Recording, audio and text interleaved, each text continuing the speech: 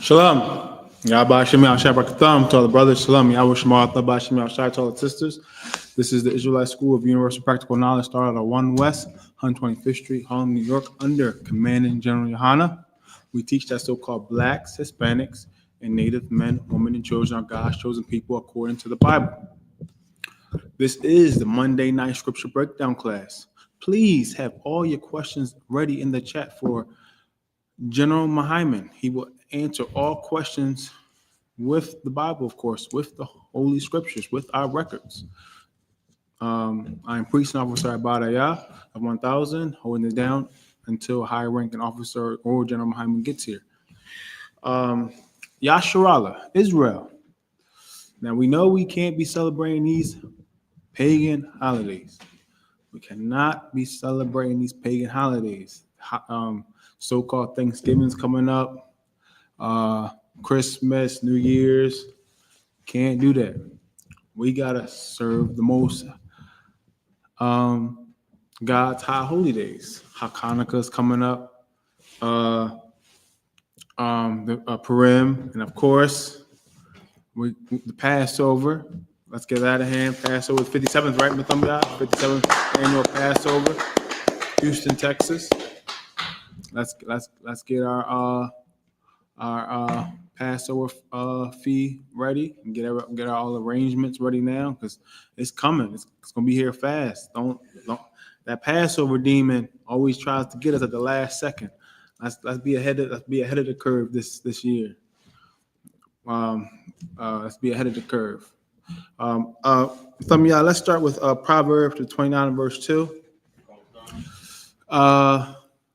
Yasharallah, Israel. We have to understand that the Lord wants us. The Lord wants us in rulership. He wants us to be on top. He wants us to be ruling the earth. He wants His law, statutes, commandments, govern the earth. We in the Lord's prayer, Thy kingdom come on earth as it is in heaven. So, the Lord, everything in Lord's domain, where He rules, everything's set up perfectly. It's just that down here is all in a twix or in disorder, because the wicked is in ruler, the wicked is in authority. They run the earth. This is Satan's kingdom. But brick by brick, the I.S.U.P.K since 1969 has been building Christ's kingdom. He is the only way to the Most High God, Christ. He's the only way back to the truth, and the I.S.U.P.K is the only way that we can serve the Most High God in Christ in these last days of time under Commanding General YAHANNA. So let's make sure that we double down in this truth. We got to. This is all we have. There's nothing outside in the world for us. There's nothing out there. All we can do outside is slave and come back, go home, and tune into these classes. Come to class. Come to the I.S.U.P.K events. Study, of course. Open the book and read. Shalom. Nice to see you. Open that book and read. When you get a chance, give me the book of Proverbs 29 and verse 2. This is the book of Proverbs, chapter 29, verse 2. When the righteous are in authority, the people rejoice. See, when the righteous are in authority, the people rejoice. See, when Christ reigns on this earth, first it's going to be, well, when he comes back, it's going to be a dark day. It's going to be a very, very dark day, because it's going to be, because the heathen, the other nations are oppressed. They're going to fight. They're going to come against our King. They're going to fight Christ with the 200 million angels that's rolling behind them. They're gonna go because they don't want to lose their kingdom. They don't want to lose. They don't want to be in subjection under our King, but they're going to lose, and and the Bible describes it as within an hour, a short period of time, very short period of time. It's going to be over quick in the hurry. This land called America is going to be a lake of fire. But when the righteous, what did it say? When the righteous are what? Come. When the righteous are in authority, the people rejoice. And then after we get put in those chariots, after we get put in those chariots, and Christ does his thing with the angels, and then we get put back down, and then we gotta go off into the wilderness, and we gotta take the rest. We gotta put everybody else in captivity. After all that's done, everybody in captivity, and we go back into our homeland. Well, we got them working, slaving, doing what they gotta do to build up our kingdom. They are going, when we in rulership, the other nations are going to rejoice because we are going to keep the laws of God. And that means everybody's going to be protected. Everybody's going to eat well. Everybody's going to, no harm going to come to anybody. Nobody's going to be assaulted. Nobody's going to, your kid's not going to go missing. Nobody's not going to get cheated. None of that. It's just that you're going to be under us, just like we are under you. You're going to serve us, the other nations. Go ahead, Mahayaman. Come. But when the wicked beareth rule, the people mourn. But when the wicked beareth let's go ahead, Mahayaman, say it again. Come. But when the wicked beareth rule, the people mourn. But when the wicked beareth rule, the people mourn. Yes, the wicked is in authority today. The oppressors running the earth, they're bearing rule, and the people is mourning, man. You see what happened? The people is mourning because our oppressors are ruling. The rich of this kingdom, they want to gobble up everything for themselves. Everything, leave nothing for nothing, nobody else. And also, it's very there's no justice here on the earth. No justice. Everybody's in a state of mourning. Because there's nothing for no one else. They take the rulers of this world. They take everything for themselves. Everybody else is just slaving every day just to make ends meet. And then they're so unrighteous that they don't want. This is exactly why we need to build Christ's kingdom. So these people who are in rulership today, they can be cut off. So it's like it's almost as if the world, the trees, the earth, the people, they're waiting on the Hebrew Israelites to rise up. Even though they hate us, they're waiting for us to rise up. Of course, they want the oppressor wants his kingdom to rule as long as possible. But we have to rise up and keep these laws, such as commandments, so that the earth can be a paradise again. The earth can be a paradise. That's what it was meant to be. The earth was meant to be a paradise. And it will be under Christ's rulership. We could drop that, Mahayaman. Let's get Job chapter 9 and verse 24. Don't we want to make earth? Don't we want to make earth a paradise? It's all we gotta do. It's simple for us. All we gotta do is keep the law, such as commandments, obey our king, follow orders, do as we're told. It's simple. The law, statutes, and commandments are not grievous. They are not hard to do. So, don't eat shrimp, crab, pork, lobster. Don't steal. Don't hate your brother in your heart. If you have an ought with one another, go to him and thee alone. If that don't work out, he don't hear you, he don't agree with you, take it to council, follow the orders that our king laid down. It's very simple. It's very simple. All we gotta do is it's like what Moses told Joshua: be strong and of good courage in these last days of time. That's what we gotta do. We gotta be strong and of good courage. We have to be willing to stand for the laws of God. We gotta be willing to stand on the laws of God. That's our nation. That's our heritage. These are our records. Go ahead, Matham. I read Job chapter 9 and verse 24, Brother Fashaw. Come. It's the book of Job, chapter 9, verse 24.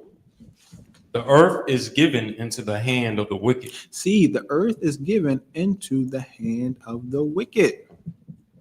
See, the earth is given into the hand of the wicked. Our oppressor is the wicked, because they are the ones that rule the earth. Yep. Our oppressor is the wicked. If we have not known that, we know it now. Our oppressor is the wicked. He's not our friend. He is our enemy. He is our enemy. And we got to move accordingly. Yeah, we can't be buddy-buddy with him.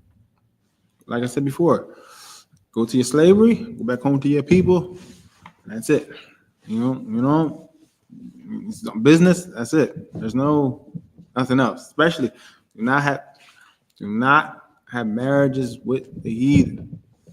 Your son, don't give your daughters to their sons, and don't take their daughters to your sons or yourself. Yes, cannot have marriages with the heathen, because they're going to turn us away from the Most High God. They're going to show us their culture, their ideologies, their idols, their gods. We don't want that, and they can't come to the Sabbath service. So it's like, what we doing here? We can't mingle with them. We gotta stay a holy nation. We have to stay separate. We are a separate nation, a holy nation. We are a peculiar people. We are peculiar, special, a chosen generation. Chosen generation. He chose us to be a nation of kings and priests. Nation of kings and priests. Hakwaniya, can you finish that? 24. Yeah, Job chapter 9, verse 24. Can you grab the mic, Bubba Kashaw? The water. Appreciate you. Yeah, and we are a nation of kings and priests. Go ahead, Hakwaniya. It's the book of Job, chapter 9 and verse 24. The earth is given into the hand of the wicked. Yes, the earth is given into the hand of the wicked. Our oppressor is the wicked. Our oppressor is the devil that the Bible speaks of. He is the liar. He is the deceiver of the earth. He comes to destroy, unalive, steal. That's what he comes to do. He's a cunning hunter. And who's his target? Us. That's his target.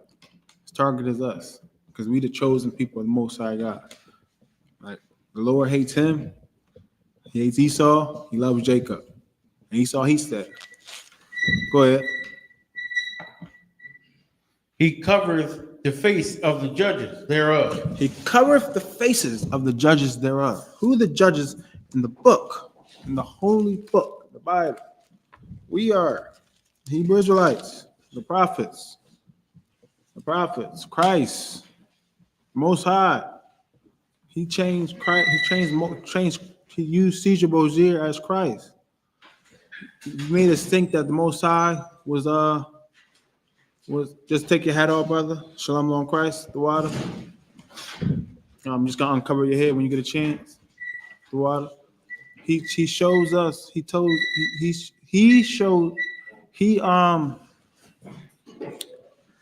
covered the face of Christ. Shalom, Yabashta. Son Christ. He covered the face of Christ, changed him to oppressor, changed the Most High God to an oppressor. All Moses, even in his TV shows, in his movies, of the people of the book of the Bible, he covered them to be oppressor. Go ahead. If not, where and who is he? And then if it wasn't Esau, who did it? Esau is the one that did. Yahweh Shalal Shabbat.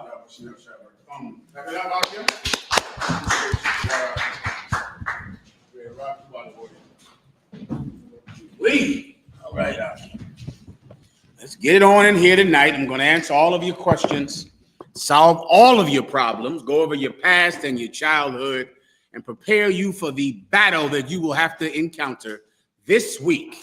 Now is a good time to prepare for that, Akim. If you're ready, I'm ready. All right. Mi nombre es General Mahayaman. Estoy al servicio de el General YAHANNA.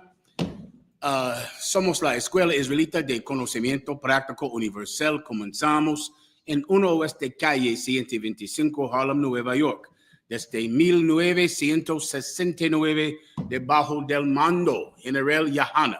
Carnales, esta es la verdad. Si tú eres hombre español, negros o indio nativo, tú eres Israel, el pueblo elegido de Dios. Tu madre y tu padre dicen que somos un culto y mantienen su iglesia sin culpa, pero su iglesia es culpable de todo lo que nos están pasando. Órale, haz tu preguntas. Whenever you're ready, estoy listo. I'm ready, all right? Questions? Yes, sir. Can I make a question, sir? Please. This is from J.D. Walker. Mm-hmm. General, if I may, Please. can you speak on how Ephesians chapter 5 and verse 4 and Colossians chapter 3 and verse 8 is not referring to cussing or using so-called profanity, etc.? Shalom. Okay. Remind me of the precepts he's referring to, please. Yes, sir. Ephesians chapter 5 and verse 4 and Colossians chapter 3 and verse 8. Mm-hmm.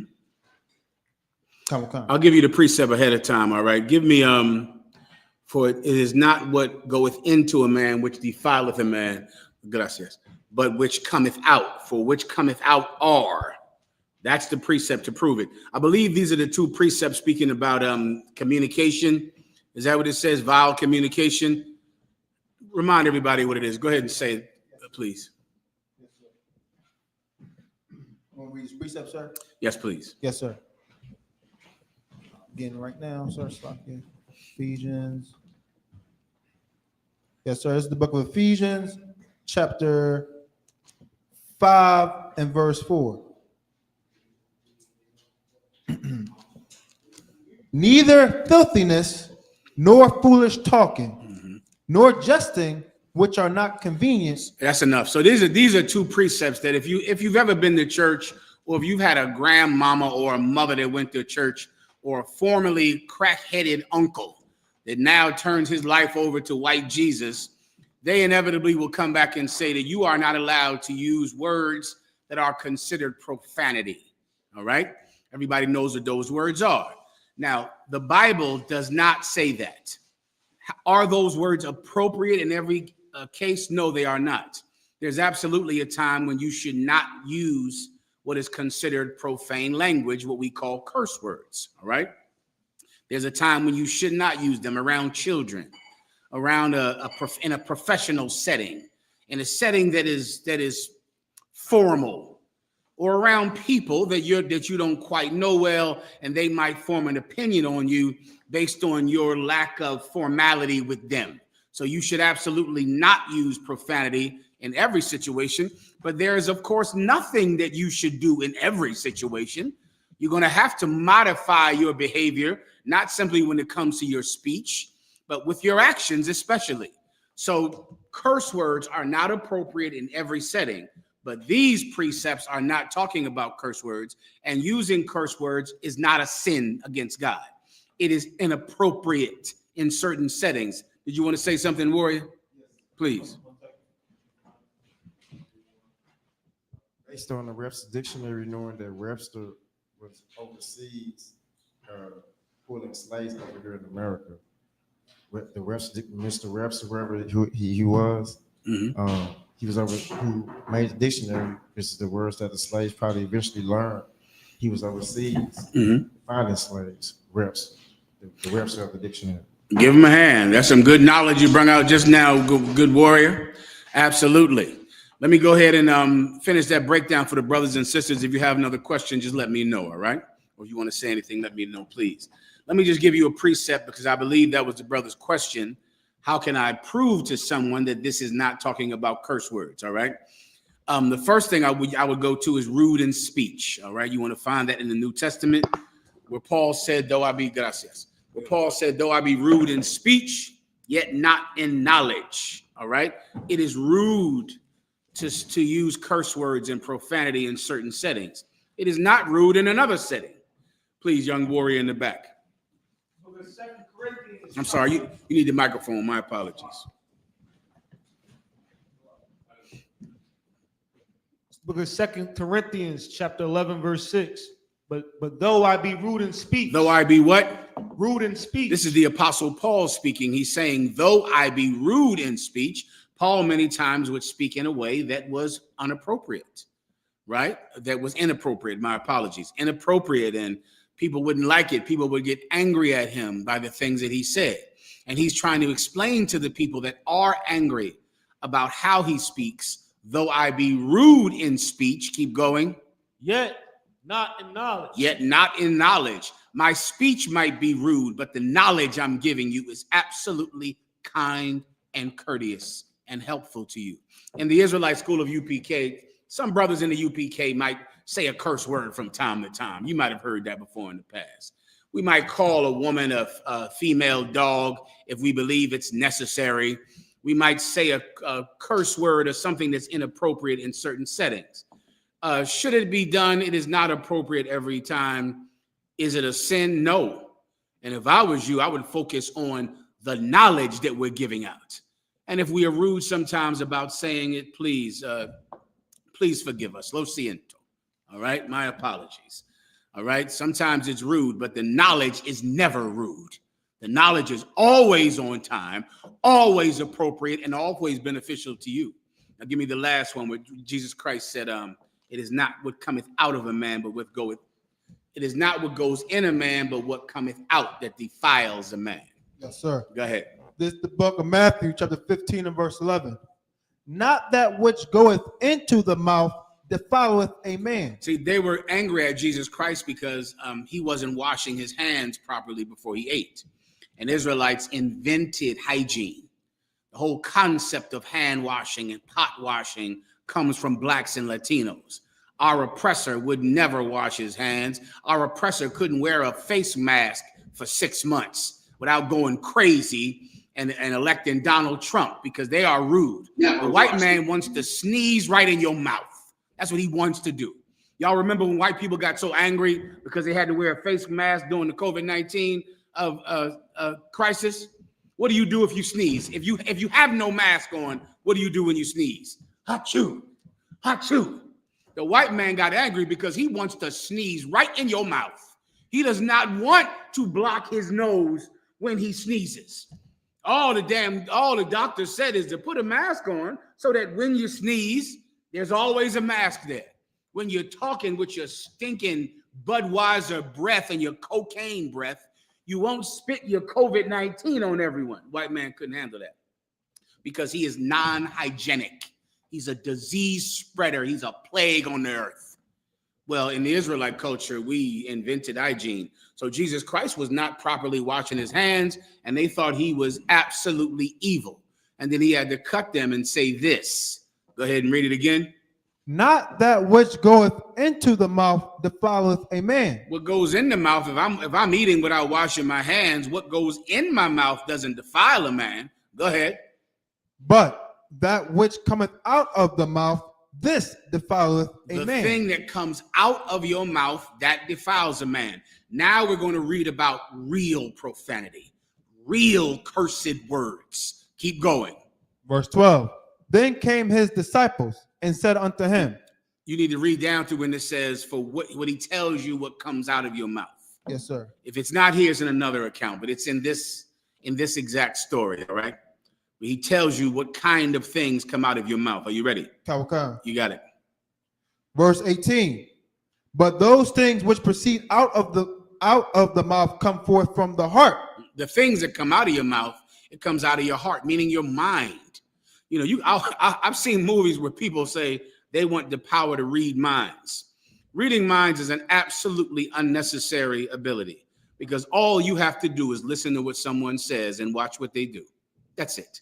There's no reason to read someone's mind, to go to some psychic to read someone's mind so you can get hustled out of every penny you work for. People tell you what's in their mind by their words and their actions. Well, Jesus Christ is saying what's come with the thing that comes out of your mouth is in your heart. Continue. And they defile the man. And they defile the man. The words that come out of your mouth, that's what makes you unclean. That's what makes you defiled. Keep going. Verse 19. For out of the heart proceed evil thoughts. What comes out of your heart? Evil thoughts are in your heart. I know it based on what you say. I know it. I know every fake Israelite, Christian, and Muslim. I know your entire world is built around satisfying your oppressor, making white people happy. That's why you think you invented the white man can be saved. You think you invented it when it's the common belief of everyone on the planet. But in your heart, all you care about is getting white women, getting white money, living a white life, and pleasing white men. That's what's in your heart. You don't care about blacks and Latinos suffering and dying, and tanks coming down their street and them being dragged out of their car and murdered in their neighborhoods. You don't care about them. Your entire pursuit of God is to find a way for white people to be happy, even though blacks and Latinos are the ones in need of God's help. I can see what's in your heart based on what you say, based on your doctrine. Continue. Murders. Murderers. Say it again. Murders. That's what you say. That's a curse. Murderers. When you want to murder people like Donald Trump and ICE and crooked cops and drug dealers and thieves and liars and pigs and pimps, that's what comes out of your mouth. The people that you want to harm, the people you want to murder. Continue. Adulteries. Adultery. See, that these are curse words. These are things you should not say. These things. Adultery. I know all you think about is sleeping with a man's woman, showing some dirty bitch that you're better than her ex, so that you can be her new ex, so that you can take her from another man because you're better than her baby's father. You're better than him. You're more of a man. You would never treat the kids like that. So you can sleep with another man's woman. That's it. All you think about is committing adultery. What is adultery? Sleeping with another man's woman, or a woman sleeping with anyone other than her man. I know that's all you think about. How do I know? Because that's what you say. That's what comes out of your mouth. That's why the Christian church is the home of adultery. Everyone in there, every man in there has thrown away some woman simply so he can make another woman his only woman. That's all he cares about, is having one woman. So what does he have to do? I'm going to leave you so I can make her my only wife. Then I'm going to leave you so I can make her my only wife. Then I'm going to leave you so I can make her my only wife. That's all you do. That's your actions, and you talk about it. That's your doctrine. It's called monogamy. That's adultery in the Bible. I know it because that's what you say. That's what comes out of your mouth. Continue. Fornication. What is fornication? Oh my goodness. Fornication is unlawful sex. What's unlawful sex? Sodomy, meaning being a sodomite, being someone that is of the LGBT community, a sexual deviant, someone that touches and harms children, of whom which it would be better if a millstone was tied around your neck and you be thrown in the river than to harm one of these children. I pray you understand that. Come on, Ak, in the back. You need the microphone, though. Whenever you're about to raise your hand, get the microphone first, all right? Go ahead. For abortion, would abortion be, like, let's say if your wife aborted your baby, would that be considered fornication to the Lord? No, abortion is murder. That's what abortion is. Unless it's self-defense, just like any killing. Abortion is the killing of a human being. There are some times when you can kill a human being and it's not murder. What case would that be? Self-defense. There is sometimes when abortion is self-defense. Sometimes you understand. All right. Let me move on and get to the next question. Go ahead. I'll get you 1 second, young warrior. All right. Stand by. Go ahead. Next question. I mean, I think did I get it? Everybody gets it, right? You understand. That's the precept that you go to understand what actual cursing is and what is not cursing. All right. Next, preguntas, próximo. Yes, sir. This is also from J.D. Walker. Shalom, if I may. Understanding sin is transgression of the law. Can you give me the precept for the law being transgressed pertaining to holidays? Shalom. No problem. Give me Jeremiah 10:1. Give me thou shalt have no gods before me. I would go there first, then I would go to Jeremiah 10:1. I would go to Leviticus 23:1. I would start there first, and then I would go to describe these holidays. Their so-called Thanksgiving is coming up soon. And of course, blacks and Latinos, your political leaders did not have the strength to go on strike for Thanksgiving. That's what should have happened. The government was shut down, which would have meant that they would not have been able to have a good Thanksgiving or a good Christmas. The entire country could have went on strike. You could have protested, and in protest, canceled Christmas, canceled Thanksgiving, which would have brought your oppressor to his knees. Every filthy and wicked rich man hates when the workers band together for power. And you could have protested, and there would have been no Halloween, no Thanksgiving, no Christmas. There should be no basketball games, no football games. There should be nothing that the white man can do to have fun and to make money unless he gives you your proper portion of fun and money. But instead, of course, your religious leaders gave up. So now you're about to go through people in the world having the most wonderful Thanksgiving while tanks are coming down the streets, ripping Latino babies out of their mother's arms. Well, all holidays are a sin against God because these holidays are not God's high holy days. I would start with Leviticus 23:1. Go ahead. Yes, sir. HQ said they got a precept, sir, just now for what you were saying. Give headquarters a hand. Good to see you, headquarters. Headquarters is with us tonight, or they just tapped in? They on the screen? Shalom. Good to see you, headquarters. You want to say anything, please let me know. Shalom, sir. All right, you got it up. I'll take the precept from headquarters first then. Yes, sir. HQ, you're unmuted, but I don't think the sound's coming through. Oh, 1 second. It might be. Can I be heard? Can I be heard? Can you hear me now? Oh, you're good now. All right, Good to hear from you, headquarters. Yom Shabbat, what's going on, warrior? Shalom, sir. I had a precept, sir, in 33rd chapter, verse 7 to 9. Right here, brother. What chapter? Ecclesiastes 33, All right, let's hear it. verse 7 to 9. Why doth one day excel another, when as the light of every day in the year is of the sun? Verse 8. Go ahead. By the knowledge of the Lord they were distinguished, and he altered his feast. Mm-hmm. Verse 9. Some of them have made high days and hallowed them, and some of them have made ordinary.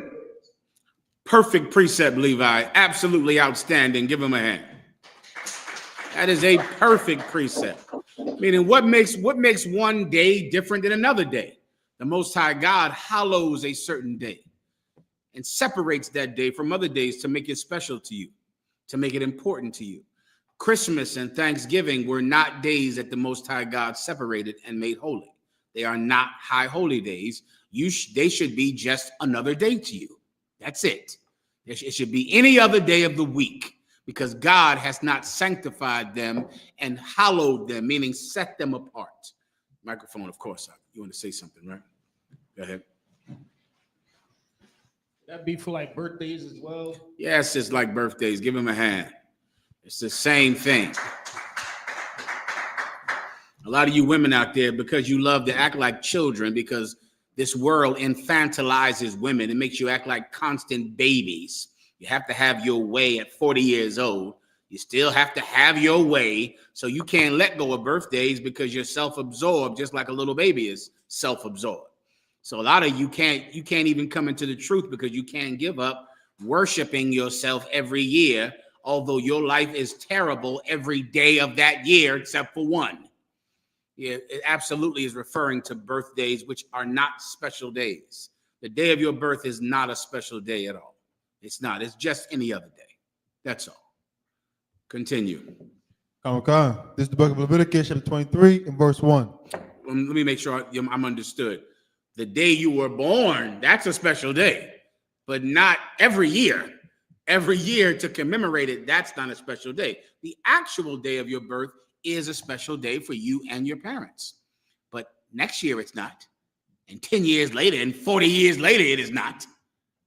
Continue. Okay. This is the book of Leviticus, chapter 23, and verse 1. And the Lord spake unto Moses, saying, verse 2, speak unto the children of Israel, and say unto them, concerning the feast of the Lord, which ye shall proclaim to be holy convocations. Even these are my feasts. Even what?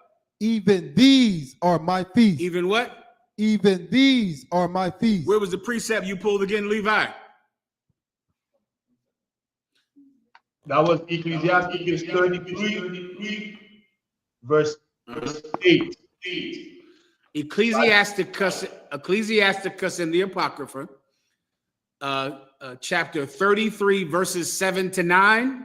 7 to 9. Verse 8. That's perfect. You add that with Leviticus 23 and 1. That's what you have to prove it's in the law. And transgression of the law is sin. It's a sin to celebrate Christmas. It's a sin to celebrate your birthday. It's a sin to celebrate Thanksgiving. Now, ask yourself, do you even give a damn? Do you care at all? That's when you can search your soul. That's when you can really search your soul. Now that you know it's not of God, does it matter to you? Well, then you'll know who you are. I know who I am. I pray you understand. Any other questions? As preguntas. Young warrior, we get the young warrior in the class. You got it. If I could, when you're talking about abortion with the females, my thing is, if the female was raped at a young age and the parents, knowing that a lot of black communities can't afford an extra kid, and the parents like they just can't afford the kid, and what would you say about that? I think it's an excellent idea, and it's a great sacrifice if that woman could carry that child to term and put that child up for adoption. There are many women out here that would love a baby who cannot have children, many of them. And you are stealing a child from that woman. If you're willing to go through 9 months of pain, then there's another woman that will take the pain for the rest of that child's life so that you don't have to go through it. But you'll go through 9 months of pain for the women who will raise that baby. And they'll go through 35, 50, 70 years of pain with that child. And if we could all do that, if we're willing to inconvenience ourselves and make sacrifices for one another, then we can be better people than the men that raped us. Everyone understands. All right, anything else? This is from Kwashab Bun Yahawada, Salaki Alawat. Can you break down Mark chapter 10, verses 11 and 12? No problem. No problem. Sin problem. Okay. Let's go. This is the book of Mark chapter 10 and verse 11. And he saith unto them, whosoever shall put away his wife and marry another committeth adultery against her. This is quite simple. This is what you've seen your whole life. Whosoever shall put away his wife and marry another. Let me make it simple. I break up with her because this is my girlfriend. I'm having sex with her, but I meet somebody else. So what do? I break up with her, and now this is my girlfriend. Or if you're a Christian, I'm married to her. But she gets older. I'm tired of arguing with her. The kids are grown. we have bad blood from years of being together, and I met someone younger, someone better, someone I can have a honeymoon phase with. So I divorce her and I marry her. Read it one more time. Yes, sir. And he saith unto them, whosoever shall put away his wife. Putting away your wife is divorcing her or breaking up with her, leaving her. Whosoever shall put away his wife, go ahead. And marry another. And marry another. That is common, everyday Christian practice. Not only is it Christian practice, it's considered the right thing to do. Meaning, what's the wrong thing to do? You meet a new girl you like. What's the wrong thing to do? Who wants to blow my mind? Cheat on the first girl. That's considered wrong, right? You can't cheat on a girl. You can't. That would be wrong, right? I can't cheat on her. Are you cheating on me? Never. I would never do anything like that. I'm not like your what? I'm not like your, come on, y'all. New York, up front, up front. X. I'm not like your ex. I ain't gonna cheat on you like your baby's father cheated on you. Never. So since I can't cheat on her, I do the right thing and do what? You send her that text message, right? Hey, listen, it's my fault. I'm always love you. You know, it's me, but this is not working. I'm not happy. I'm not happy. You think you're doing the right thing. Let me tell you something now. Listen to me carefully. Cheat on her. That's what you should do. You should do the right thing and cheat on her, because in cheating on her, now you have kept her. Now you have two women. Cheat on her. You found some other woman, you in love with her. You think God has put you together. It doesn't mean God didn't put you together with the other woman either. Cheat on the first one. Cheat on her, keep them both. Then you'll know what hell is. Go ahead, do it. Go ahead. Then you'll be in the boat with the rest of us. Everybody understands. Good Lord. I'm tired, brother. I got 4 wives and I'm weary. Do you understand me, young man? I'm weary. I'm weary like Otis Redding. Weary. I'm like butter spread out over too much bread. Spread thin, young man. Spread thin. Go ahead and be like me if you want to. Okay, if that's what you're into, go ahead and do it. All right. The point is, once you have sex with them, you got to keep them. You can't throw them away. You can't divorce the first one. You can't put her away. You got to keep all of them. Because if you don't keep her, keep going. Yes, sir. Committed adultery against her. Then you committed adultery against her by throwing her away to marry someone new. You have to keep all of them, Mark. Or keep none of them, or just don't get a wife, or just don't have sex. Just, don't have sex with a woman at all. But if you have sex with a woman, meeting someone new does not give you the right to throw away the original wife. That's it. Monogamy is adultery. Monogamy is adultery. Monogamy is a sin. Because for me to have one wife, I have to break up with the other one. For me to have one woman, I have to leave the other one. And that is the life in the Christian church. Falling in love, spending $10,000, $15,000, $20,000 on a big ceremony, and in 2 years going down to the court spending $20 to get a divorce. And that's that. And ending the whole entire thing. Now you got to split up this. Some of you Christians, you go buy a house with the broad. Oh my God. Brother, you buy a house with her, you are going to absolutely know what marriage in the world really is. Marriage in the world has nothing to do with God. It has nothing to do with love. Marriage in the world is a business contract. And you're going to find that out when you go get a house with you and her and put your name on it. Now she wants to leave you or you want to leave her, but you are stuck in that business deal, stuck in it. Now you got to give her $100,000 or she gives you $200,000 because you own this house together. It's a business deal. It has nothing to do with love, nothing to do with God. It's a business contract. And if you don't believe it, 2 men can go do the same thing. 2 gay men can walk into that office and sign the same business contract. 2 gay women can walk into that office and sign the same business contract. But there is somebody that cannot sign the business contract. There is one form of love that is still illegal. Gay men can marry. Last week, the Supreme Court decided to uphold every gay person's right to be married. But there is still a form of love that is illegal today. Who knows what kind of love that is? Bigamy.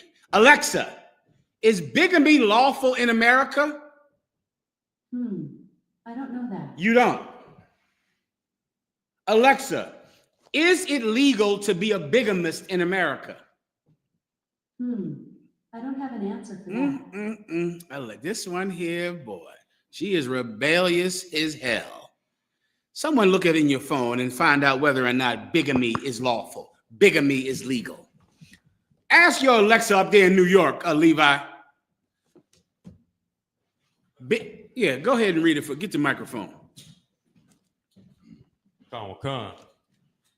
No, this according to Google AI. Yeah, that's all you need. No, bigamy is not legal in America. Bigamy is still illegal. 2 men can get married. 2 women can get married. But 1 man cannot marry 2 women. It is illegal. You can be arrested in America right now if you get a marriage license with 2 women. It is the only act of love that is still illegal. Every other act of love is legal. They're fighting to make child molesting legal right now. And if you don't know, go look it up. They're fighting right now to say, Megyn Kelly said it this week. Megyn Kelly said, well, Jeffrey Epstein wasn't a real child molester because the kids were like 15. You know, that's not real pedophilia. Pedophilia is when they're like 3, 6 years old. There's a push right now in America to make pedophilia legal. Megyn Kelly just did it last week. But to be a bigamist, you're going to jail. If you're a man with 2 wives, 2 marriage licenses, you go to jail. Listen, why? Because it is the one thing that is lawful and just according to God. If you leave your woman, if you leave your girlfriend and get another girlfriend, you are an adulterer. If you leave the woman you're having sex with, stop having sex with her, tell her it's over, I don't want to be with you anymore, and then go get a new girlfriend, you are an adulterer because monogamy is adultery. Anything else? Please, Copa otra vez, please. Gracias. HQ had a question, sir. Please. If I may, sir. You got it. I have a young man, Gregory, first time in class tonight. Yeah. Give young man Gregory a hand. I see you, young warrior Gregory. Let's get it on now. What's your question, young brother? I'm not sure if you told me the chapter. What do it mean, battle with principalities and higher places, spiritual place? What do that mean? I can't quite hear you. You said, what does it mean, battle with what? What do it mean when you battle with principalities and higher places, rival wars? Absolutely. That's an excellent question. Give the young brother Gregory a hand. I'll pull it up for you. Sure. Give me for the taking down of strongholds and principalities and high places. Young brother Gregory, I'll explain it to you, all right?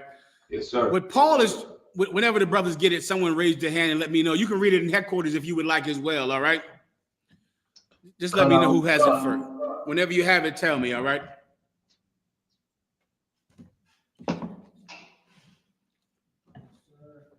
We wrestle not against flesh and blood. New Testament. Got it, sir. Ephesians chapter 6, verse 12. Levi, take it.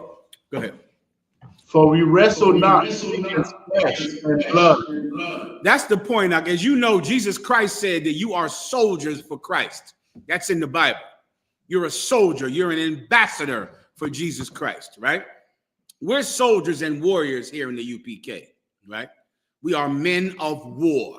That is in our DNA. It is who we are. It is what life is about to us. But we are a different kind of warrior, a different kind of soldier. The Bible says that there's an administration of death that is over. Now there is the administration of life. There's a government that kills people, right? The Sadducee and Pharisee did that. They stoned people who were sinners. They killed people who were gay, killed people who were adulterers, killed people who ate pork and shrimp. Then Jesus Christ came and he started the administration, the government of life. Now we teach people who are gay not to be gay. We teach people who eat pork and shrimp not to eat pork and shrimp. Why? So that they don't have to die. So that there is no need for a government of death, because we will snatch their lives out of death's hand. That's the administration of life. We don't wrestle against flesh and blood. We don't fight, men. We train in the UPK. I train, 4 or 5 times a week, all the time. Shamgar, my God, he's training constantly. Over there, Gabar, tons of brothers. The brother down there. There's tons of brothers in the UPK. We exercise, we lift weights, we train with the Yad Korab, which is the UPK's official martial arts that we've learned, since 1969. We train physically to be able to defend ourselves and our families, but that is not our warfare. Our warfare is not that. We don't wrestle. We don't fight against men, against flesh and blood. I'm not fighting against him with his hands, his feet, and his gun. That's not what my war is about. Continue. But against principalities. But against what?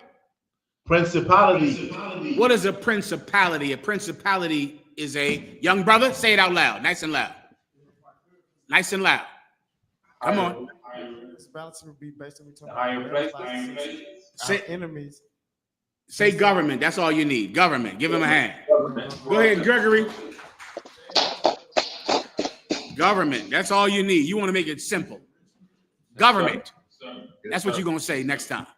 You're going to say government because you want to make it simple and you want to understand it. A principality is a government. That's it. Right? It's a principality. It decides what speed you can drive. It decides how many fines you can pay. There's a principality that is your enemy. You understand? It's a government, and it pushes people to sin. And it's a system. People use the word systematic racism. You've heard that term before, right? Sir. That's a system to oppress and belittle blacks and Latinos. And it's not, a thought in someone's mind. It's pinned to paper in the Congress. It's in the banking system. It's in the school district. It's in the Congress. It's an actual government that makes sure you cannot buy a house, you cannot go to college, that your children suffer while white children prosper, and there are laws put into effect to make sure of it. This is what you might not have known. There is a principality of sin. There's also that. And there's a government that wants you to celebrate Christmas. And it's powerful. It's strong. Strong, weak people can't resist it. They have to do it. There's a powerful government that wants you to celebrate Thanksgiving. It is strong. And they push it. And guess what? Even if you don't celebrate Christmas and Thanksgiving, you're not working because the job is closed. So you're still not working. I always wonder, why can't you just say to your job, listen, I don't celebrate it. Let me come in on Christmas. We shutting down on Christmas. It's closed on Christmas. That's that.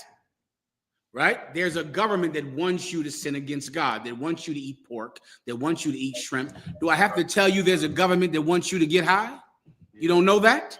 I bet you do.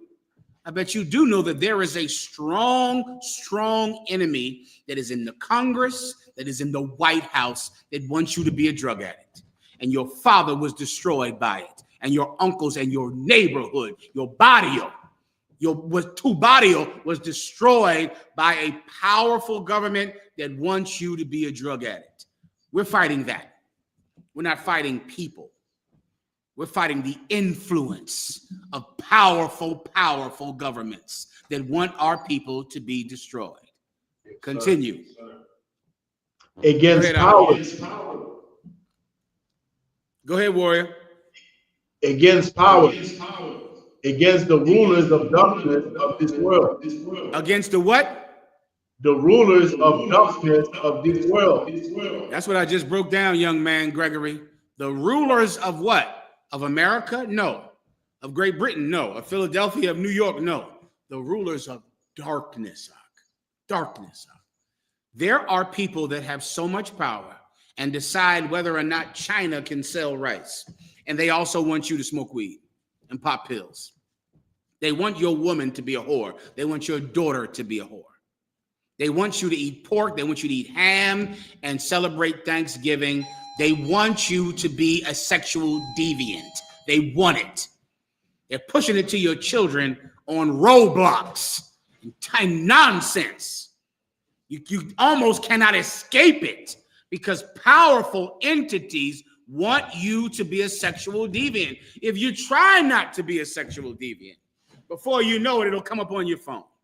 Gay, nonsense, and lesbians and gay and women pretending to be men and men pretending to be women will be pushed into your phone on your computer. You will have to accept it unless you're a warrior like us, because we don't accept it and we fight so that you don't either.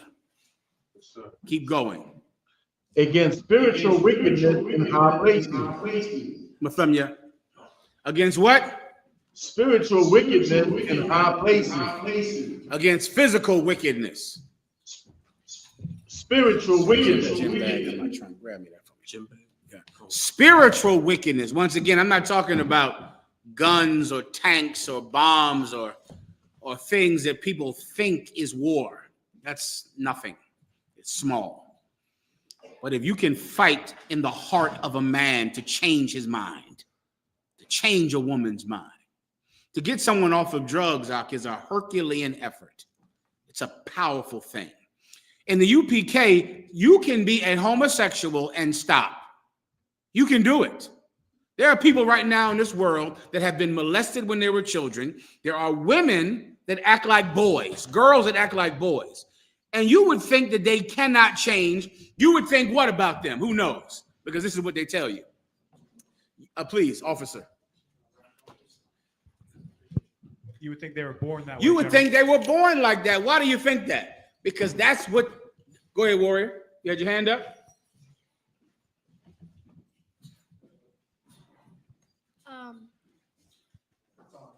It's on. When's Go ahead, brother. Go ahead. You got it. When's the Passover? The Passover is on what date? Who knows? April 4th. Give him a hand, young warrior. Well said.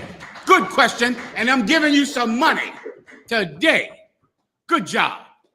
April 4th. It's in Houston, Texas. It's the 57th annual Passover. Is that right? April 4th is right up here on this wall, so you can come read it later. So once again, the Passover has to be taught because we have to fight against the government, the principality of darkness that wants you to celebrate Christmas. Christmas is evil. Thanksgiving is evil. But there are men who rule the world that want you to celebrate Christmas. It takes a warrior to celebrate the Passover. Well said, Kaparium. Good job, brother. All right. Where are we at now? You get the point. Young man Gregory, do you understand now or no?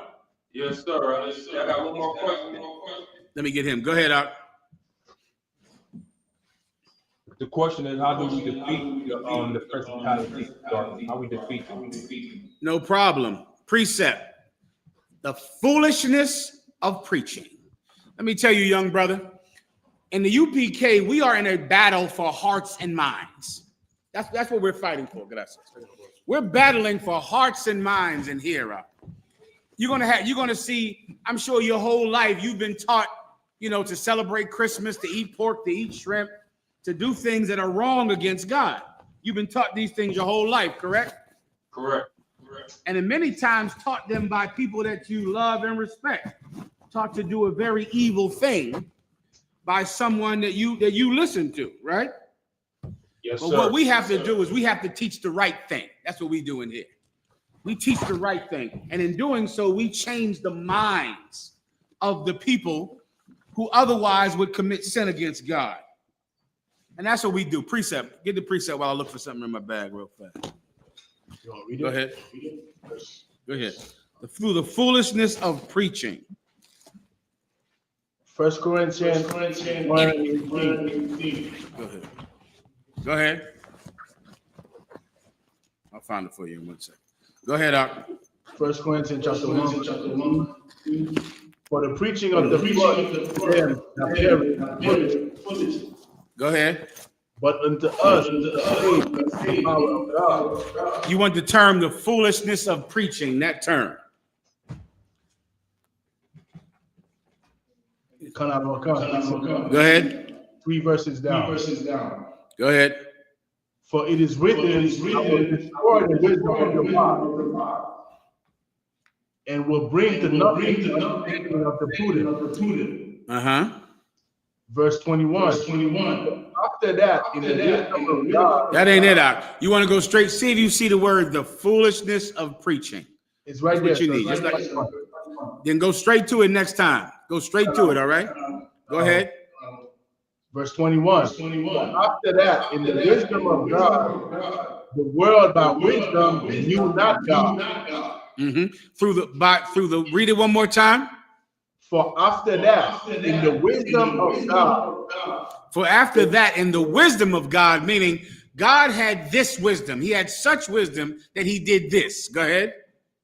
The world by wisdom knew not God. The world by wisdom knew not God. But some of you, I see if you see a UPK envelope in the car right up in the front. All right. The world by wisdom knew not God. Who knows what that means? The world by wisdom knew not God. A bun, microphone. By the world's wisdom, by their knowledge, because of their knowledge, they don't know God. It's against God. Meaning the reason people don't know God is because they're taught not to know God. It's something you learn. You learn to ignore God for it not to matter. What matters to you is whatever you can have sex with, eat, or smoke. That's it. You learn that. That's what you learn. You learn that God's law doesn't matter. You learn that traditions matter more than the law. By wisdom, you are ignorant of God. You don't know God because you're taught it. You're taught not to know God. Continue. It pleased God by the foolishness of preaching to save them that believe. Don't you understand? Because people teach you to be ignorant of God, it pleased God to teach you to know about him. He's fighting fire with fire. Since you're going to learn about Christmas and learn about being gay and learn that women can become men, he's going to teach you that they cannot. He's going to teach you that a boy is a boy and a girl is a girl. You're going to learn it. You're going to learn it. And that's how we're going to win this battle, brother. You understand, young brother? Yes, sir. Yes, sir. Anything else? That's it, sir. Thank you very much. Thank you, warrior. Thank you, Give him a hand, a bun. I had two questions, two initial questions that are not necessarily related. Go ahead. The first one was our stance on the increased aggression that the U.S. is taking, that Esau is taking against Venezuela. We know, not everyone in South, the action we're taking against Venezuela specifically, is that because... Tell the brother I found it. Tell the brother outside I found it. Go ahead. The brother in the back can tell him. Go ahead. Our stance, our stance on it. My understanding was that most likely the reason that they're doing what they're doing is that Venezuela is sitting on a lot of oil and natural resources, and they're having beefs and battles with China across the planet in regards to tariffs. Ukraine's hitting Russia's oil supplies as well, etc. So, is this a grab essentially for oil? Similar way that they invaded Iraq for the same way to steal oil and gold, etc. Or what? What's our stance on it? What's the reason they're taking increased aggression? I got you. Okay, there are so many wars. Well, first of all, virtually every war has started because of the pursuit of money. World War I was about money. World War II was about money. The Korean War, the Vietnamese War, the Panama War, the war in Panama, the war in Great Britain, when Great Britain went to war with, not the Shetland Islands, went to war with some island. Come on. Falkland Islands. The Falkland Islands. It's all about money. It's about commerce and trade, right? This particular rumor of war with Venezuela is about the Epstein list. That's what it's about. There was a term for it. Bill Clinton did it at one time. When Bill Clinton was going through a terrible time and depressed with Monica Lewinsky, he invaded a country. He went to, I forget who he went to war with, but Bill Clinton went to war with somebody when everybody found out that he had oral sex with some woman in his office late at night. He invaded a country quickly. And there was a book written about it called Wag the Dog. If you look up the term wag the dog, it's a political phrase that means usually the dog wags its tail, right? But in this case, the tail wags the dog, meaning the war is simply an instrument to get your mind off of something else. That's that. And the entire reason that there's a giant aircraft carrier in Venezuela, and there's war in Nigeria too. You hear about that? War in Nigeria, war, is so that we can talk about that and not talk about the fact that Donald Trump gave oral sex to Bill Clinton. That happened. That is in the Epstein files, along with a picture of Bill Clinton in a dress. That is in the Epstein files that came out this week, that Donald Trump gave oral sex to Bill Clinton, and there's a picture of Bill Clinton wearing a blue dress, which is super common with those rich Harvard skull and bones fraternity type Edomites, white people. Everything about them is sexual and cross-dressing. Show me Rudy Giuliani and Donald Trump. Rudy Giuliani dressed up like a woman. It is like part of their culture to dress up like a woman and be a girl, when that's a sin against God. Why? Because boys are boys and girls are girls. That's it. And that's what you have to teach. Donald Trump doesn't believe in that. Donald Trump thinks he can act like a girl when he cannot. That's the point of the war in Venezuela. That's the point of the entire thing. Go ahead. Slugger, sir, if I could, my second question was actually on that topic. I thought it was unrelated, but thought of that, sir. Yes, sir. The question was on our stance on those emails. I didn't read the emails, but it's the headline said that Epstein was asking Vladimir Putin if he had the photo. Can we verify that, sir? Or It's in the file that they released. Okay, it's in the file he released. He's asking, does Putin have the video of Trump performing oral sex on Bubba? Bubba, I remember it if you're old enough. That's Bill Clinton's nickname, Bubba. That was his nickname. And that's what he's asking. Does Putin have it? Because Donald Trump performed oral sex on a man. That's what he did. You're shocked? You don't know him then. They don't even think they're immoral. You play the video. Yes. There's a video of that. Play the video. You can hear what they're saying when he's telling Rudy Giuliani how pretty he is. A man dressed up like a woman. It's disgusting, and it has to be spoken out against.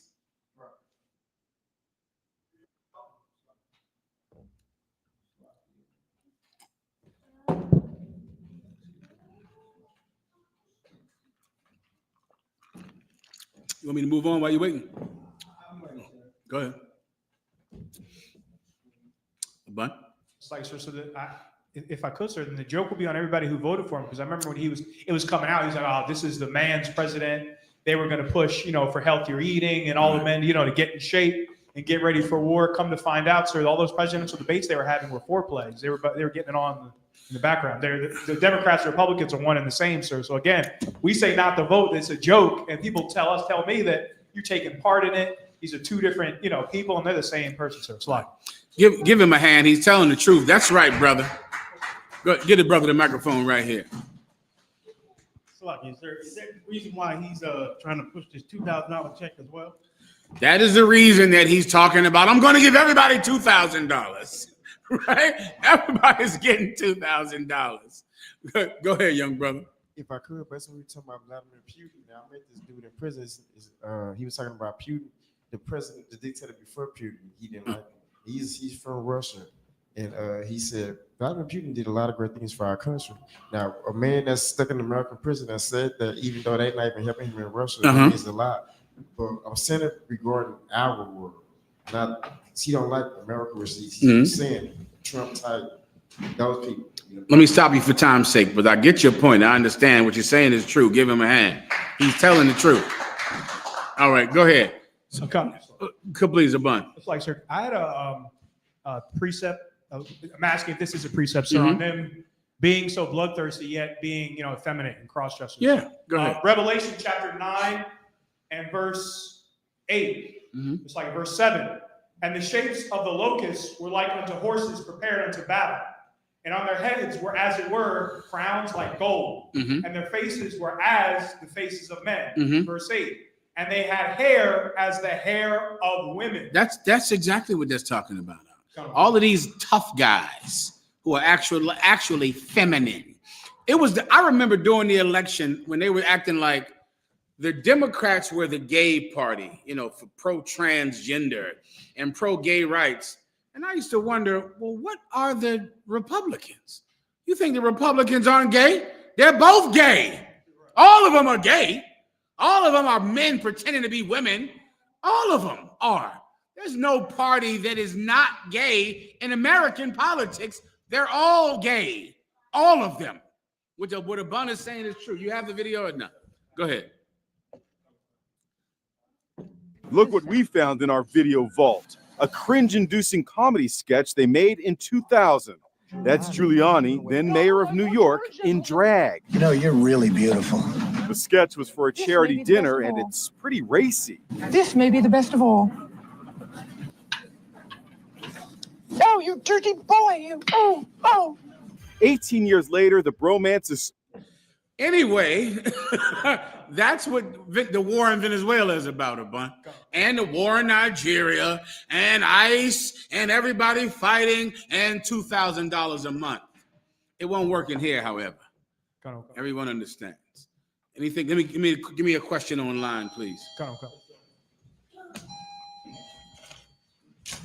This is from Humble Brother. Shalom. Quick question. How do you really forgive someone that wronged you? How do you forgive someone that harmed you? I'll give you some things that can make it easier, and then I'll tell you how to do it. Shalom. You forgive someone that harms you. What helps is if they can pay you back, recompense, penance. So imagine it's hard for me to forgive someone for stealing my wallet unless he gives back my wallet, right? If he stole $100 from me, it would be a lot easier for me to forgive him if he could give me $100. So what you'll find that helps you forgive is if the person who harmed you could pay you back for the thing that they've done, right? Could give you a gift, could do some things to help you to forgive them. I stole this from you. I wronged you. So I'm giving you this because I want you to forgive me. I'm going to pay my debt to you. That helps you to forgive someone. All right. Let me give you another thing that helps you to forgive someone. For you to get a judgment about it to prove that they even wronged you in the first place. Many of you are angry at someone that did nothing to you because you have not taken them to counsel. There's been no judgment even proving that you were wronged. You were wronged up here in your mind in some cases. But if someone actually wronged you, the first thing you want to do is take them to counsel. You come in there, you tell your camp leader, the captain over your region, this person did this to me. Your camp leader will investigate it. Through his investigation, many times he can give you justice. But if you never tell anyone about it, how will you get justice for it? If all you do is think up in your head, this person did this to me. I don't tell anyone. I don't tell any authority figure. So now all I can do is just be angry up here. But if I would tell someone in authority, that person in authority could be able to get me justice for what happened to me. Oh, then you can forgive. Because now you've received justice. They did wrong you, but now something terrible is happening to them. And when you see it, you'll go, I'm vindicated. I received justice. That makes it easier. Now, here's how you do it. You do it because you want someone to forgive you for what you've done. That's how you do it.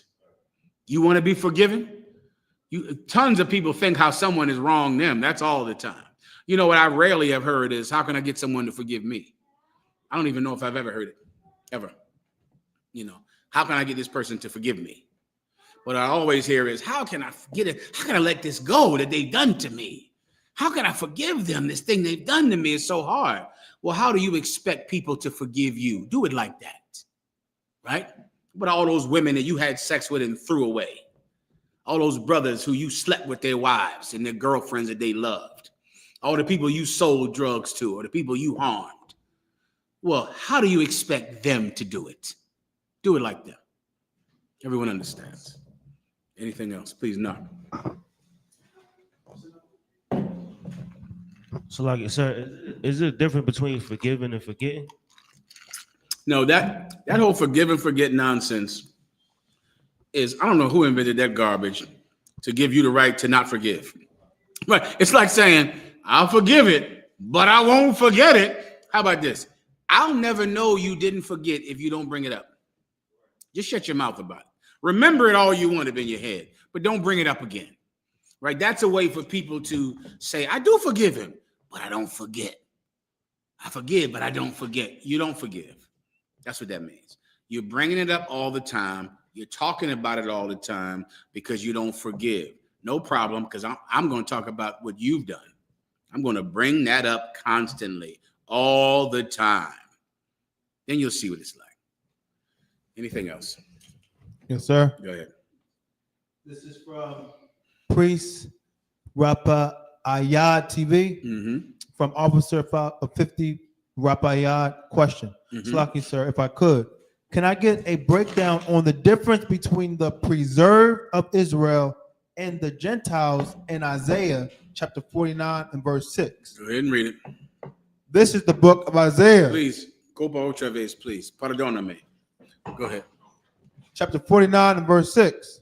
And he said, it is a light thing that thou shouldest be my servant to raise up the tribes of Jacob. Did you say, is it or it is? It is. Go ahead. And he said, it is a light thing that thou shouldest be my servant to raise up the tribes of Jacob and to restore the preserved of Israel. Okay, I'm missing it. Is it right here? It's right here, sir. Go ahead. I will also give thee for a light to the Gentiles, that thou mayest be my salvation unto the end of the earth. I got you. Read it from the top. Yes, sir. Kawakam. And he said, it is a light thing that thou shouldest be my servant to raise up the tribes of Jacob and to restore the preserved of Israel. And to restore the what? And to restore the preserved of Israel. The preserved of Israel is speaking about the tribe of Judah. At this time, you know, the northern kingdom, or what we call today the Hispanics and the North American Indians and Seminole Indians, they were thrown away about 600 years before Judah was taken down in 70 AD. So now America is about 200 years old. For 600 years, the nation of Israel was split between the tribe of Judah and the other tribes that were thrown away for 600 years before finally Judah was also thrown away. So they were heathens to the tribe of Judah. They were Gentiles to the tribe of Judah. Think about how America is separate from Great Britain. America has been separate from Great Britain for 200 years. They still fought a war with each other, 2 wars with each other. One, the Revolutionary War, and then another war in 1812. Well, blacks and Hispanics, the northern kingdom of Israel and the southern kingdom of Israel were separate for 600 years. You understand? This is speaking about them. They're the preserved of Israel. They're still in Jerusalem. They still have a capital in the Holy Land. They still are in the Temple of Solomon. They're preserved. They're still there. Then there's the other ones who are not preserved. They're thrown away into captivity. You're going to bring them all together. You're going to the tribe of Judah in Jerusalem and teach them that they are not righteous simply because they live in Jerusalem. They are just as wicked as the people that God threw away. The tribe of Judah thought that they were better than the other tribes who were cast out simply because they were in Jerusalem, simply because they had the temple. Yet they were adulterers and they ate swine's flesh. Yet they killed John the Baptist because he exposed their adultery. Jesus Christ said, whosoever is without sin, cast the first stone. None of them could cast any stones because they were sinners, though they were preserved. Well, he sent to them too, to change them. And he's also sent to the ones who were not preserved. They were thrown off into captivity after captivity, living over here in the Americas, worshiping wolves and buffalo and dancing for rain. He's going to go get them all. Get all of them and bring them, hold your point up. Get them all and bring them all back together again. That's the point. That's the difference I can preserve than the other one, he said. All right. Anything else? Give me a question online. Yes, sir. This is from Officer Karanyala. Officer Karanyala. All right. I.S.U.P.K. Shalom, General. Shalom, warrior. My Lord, can I get a general breakdown of 1 Corinthians chapter 11, verses 14 through 16? No problem. Karanya Allah. Go ahead, warrior. Read it, someone. Yes, About sir. if you got it, you can read it. Yes, sir. This is the book of 1 Corinthians. Also, let me know when to go upstairs, all right? Yes, sir. This is the book of 1 Corinthians chapter 11 and verse 14. Doth not even nature itself teach you that if a man have long hair, it is a shame unto him? Verse 15. Nature teaches you that. Now, Karanya Allah, how does nature teach you? First of all, nature says it's a shame for a man to have long hair. Nature teaches you that. How does nature teach you that it is a shame for a man to have long hair? Because it absolutely does teach you that. How does it, though? Let Karanyala answer it, right? Does not nature teach you that it is a shame for a man to have long hair? Many of your Christians, including the purple pigs of the Israelite United in Jesus Christ Church, they believe that a man must cut his hair every 2 weeks, as God intended. As God intended for you to go to the barbershop every 2 weeks, as Jesus wants, to make sure that your hair is not long. My first question is, how does God teach you? How does nature teach you that? Karanyala, did he answer? Okay. Go ahead. Your hair falls out when you get older. Your hair falls out, give him a hand. That's how nature teaches you, right? If nature teaches it, it cannot be taught in a book, and it cannot be taught in a sermon. It cannot be said out of someone's mouth. If nature teaches it, then it happens, come on, blow my mind, naturally. A man has male pattern baldness, your hair falls out, you get to a certain age and you start going bald, right? That's how it happens to virtually everyone, except for Commanding General YAHANNA. God damn it. How do you explain that? That's how you know he's supposed to be in charge. Look at that man with that head of hair like that. He's supposed to be in charge with a head of hair like that at his age. Anyway, okay, so that's how nature teaches you. Here's the next question you have to ask. Does not nature teach you that it is a shame for a man to have long hair? What is long hair? What does that mean? What is tall? What is short? What does that even mean? So, Karanyala, what does long hair mean? How many inches is long hair? Right? What does long hair mean? Karanyala, answer. You got to hurry up, though. What does it mean to have long hair? What dimensions does that mean? Because I know, you might, but how tall are you? 6'4"? You 6'4". People call you tall, right? What would they call you in the NBA? You'd be short in the NBA. They would go, he can't play in the NBA. He's only 6'4". He'd have to play point guard. You couldn't play shooting guard because you got to be about 6'6" to be a shooting guard in the NBA.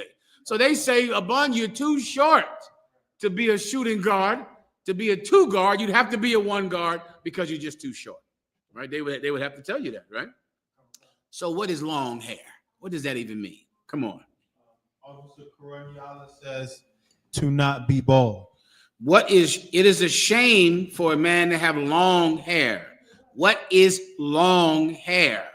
Let me give you the answer, Karanyala. Long hair, short, tall, is subjective. You understand? There is no length that is long, just like there is no height that is tall. Tall in China is what? 5'11"? That's tall. right? They go, damn, look how tall he is. He's 5'11", he's 5'10", right? Tall, short, long, short. That's subjective. It could change based on who you're around. So then, when the Bible says it's a shame for a man to have long hair, what is it talking about? It's whatever length it when it falls out on you. Do you understand? That's the length too long for you because your hair just fell out. So that's it for you. So now what does that mean? You can grow your hair as a man as long as you want. It damn sure ain't too long, right? Because it grew like that. Then there'll come a time when it stops. You get my point? That's the end of your hair growth. Nature has dictated it. The point is, this precept is not about you going down to your barber every 2 goddamn weeks thinking nature sent you down there. Nature didn't send you to the barber shop. But I do know someone that does want you to get a nice haircut every 2 weeks and a shave. And that's your boss, that white man you work for. That's the preacher that wants you to be clean cut, to look like a robot. That's his way, and he can have his way, but it's not in the Bible. Everyone understands. All right, next. Come on. Let's go. Yes, sir. Yes, sir. Next question, sir, is Oh, if you read the rest of this, Paul is going to say we don't have a culture of cutting our hair. It's in this verse. You want to read the rest of it?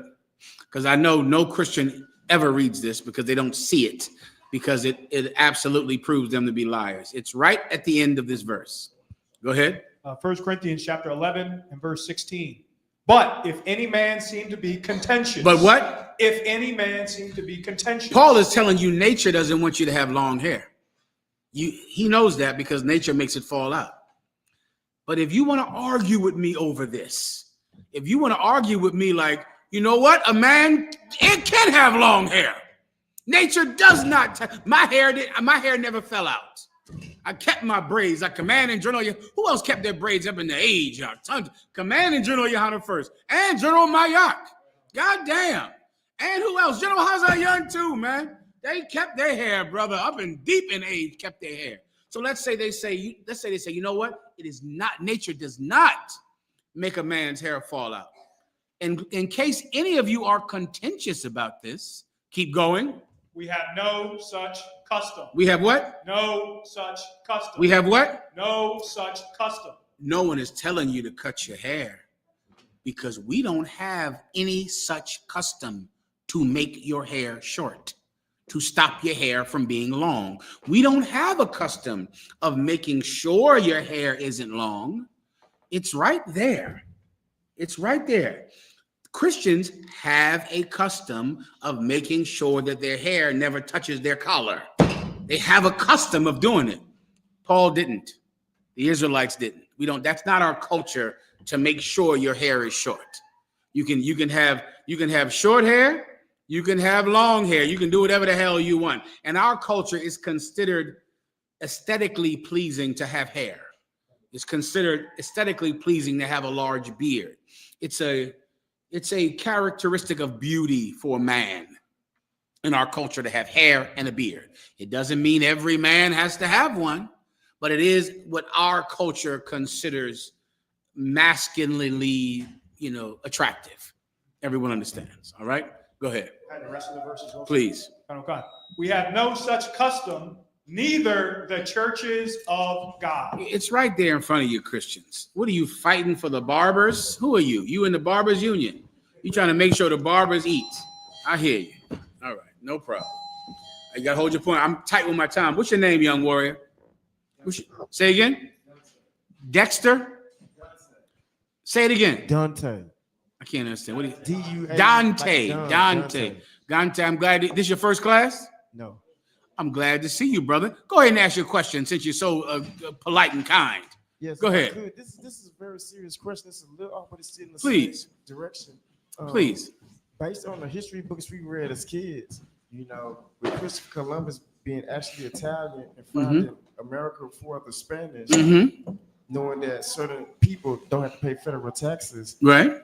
that if he was Italian based on this state, just saying this is the Third Circuit. Yeah. Currently, Yeah.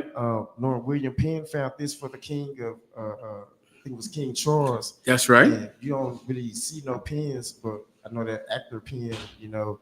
I think that's enough for you because, you know, because I was thinking about that based on what we were just talking about tonight. Federal taxes didn't. Spanish was Italian. He found it for the Spanish, and they don't have to pay. So something adding up, and it ain't. It's not us. Give him a hand. You telling the truth. It ain't us. This is what you want to understand now. Rich white people, they work for who they want to work for. They team up and partner with whoever they want to be partners with, and we just have to serve whoever has the guns and whoever is in our community with those guns. And really, Christopher Columbus can work with Spain and not Italy, because the Queen of Spain is the one that financed his trip. She did it. Italy don't. He can work with whoever will pay for the boats. And when he comes to America, he'll pay her back for her investment. And then he'll slaughter and kill the North American Indians. He'll do it because it makes money for him. It makes money for his partners, not for a country, but for who he makes money with. Because the love of money is the root of all evil. And so here we are, blacks and Latinos in the ghettos, in the homeless shelters, sleeping out on the street, suffering and dying in terrible families and in terrible homes, looking at what rich men do far above us. Here's what you have to learn from coming into the Israelite school of UPK. If you change your life, if you can become a completely different person, instead of rich white men ruling over you, you will rule over rich white men. You could do it, but it takes extreme change on your part. The only question is, will you do it? You understand? All right. Anything else, please? With that said, let's pass the class over. Hold up, not yet. 1 second, because I saw, what's his brother's name right here, the young one? I saw Kabad's looking at these. He was pointing at the High Holy Day sign and some of these pictures on the wall. What was he trying to say about that? What do you think about those pictures on the wall, Kabad? You see those pictures on the wall? They're good. That's right. That's what picture? Go ahead over to the picture. Go ahead. Which one? Which one do you like? That's given. He's pointing at the High Holy Day one because that's the one the Passover was on. That's correct, because he's trying to tell us that he knows when the Passover is, which is on this one right here. Come on up, Kabad. Come on up here and get some money. You know what you're doing. I see you working on your speech. You're working on talking and speaking. Good job. You see everything over here? Here's some money for you. Good job. Go see your daddy. Get it on, brother. Clap it up. Now see, and this a brother here, Kaparium, he's the one that told us the date of the Passover. He knows when the Passover date is, and he knows that boys are boys. Is that correct, Kaparium? And what are girls? Girls are girls. Come on up and get some money. He knows what he's talking about. He knows the Passover. He knows something about everything. He's very smart. I heard you get excellent grades in school, too. I heard about your grades. This cat here, tell him about these grades of this brother here. Tell everybody about it. Go ahead. He was recommended for the gifted program. This brother here was put in the gifted program. He's reading in, what's that thing he's reading in the, you know how you go to school and you read in the percentiles? Oh, yeah. He took the standardized test and he got 99th percentile in reading, and it's like 99th percentile, but like above what 99th percentile is. And he got maybe 90th percentile in the math, but he finished the math test in like 15 minutes. He finished the standardized test in 15 minutes. The teacher said he's in the 99 percentile, but they don't have the 100 percentile. They don't even have it. So he just scored as high as he can, which I think earned some more cash.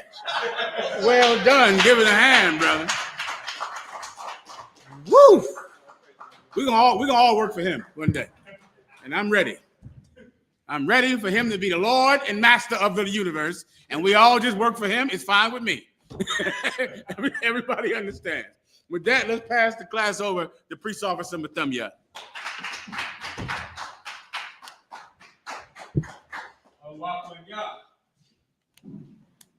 Yahweh Shem Yahweh Shai Brakathon.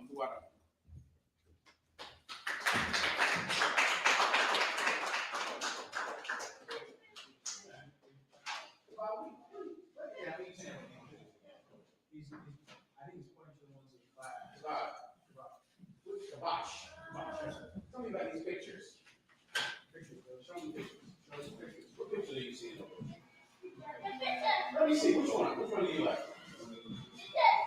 This one? This one? Which one?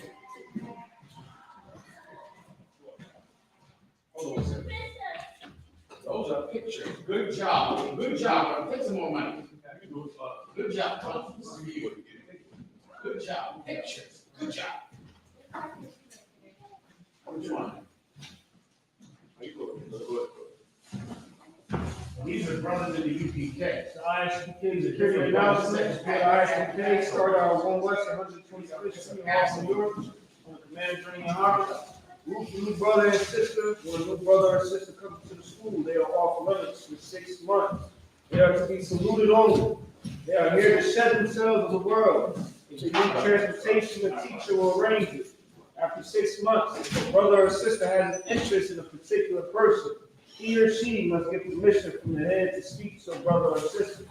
There is another 6 months in which the brother and sister will court each other. After this month period, the brother and sister will get permission from the head to marry. Tithes, which is a commandment. Read about it in Numbers chapter 18, verse 21, Lord Malachi, chapter 3, verse 8 through 10. He's tempting the heathen, YAHANNA, 10% of every penny of any increase the Lord gives you. Give to the treasury department. Priest fund, free will offering for priests, not mandatory, whatsoever amount you would like. Upcoming holy convocations.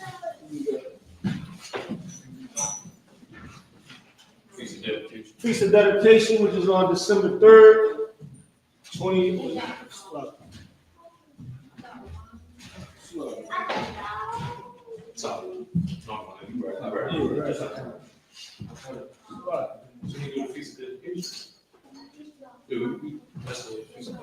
Feast of Dedication, which is on Sunday 14, December 14, 2025. Remind Aki and Aqua protect the bulletin board in the hallway. If any brother wants to be a trooper in the school, start wearing all black, boot shirt, headband, and scarf. With that being said, all men in Israel, free their margin, please to stand. We'll get one courtesy salute. Mar Shabbat, Amadu, Barak, Yahweh Shem Yahweh Yahweh Sar, and face sisters.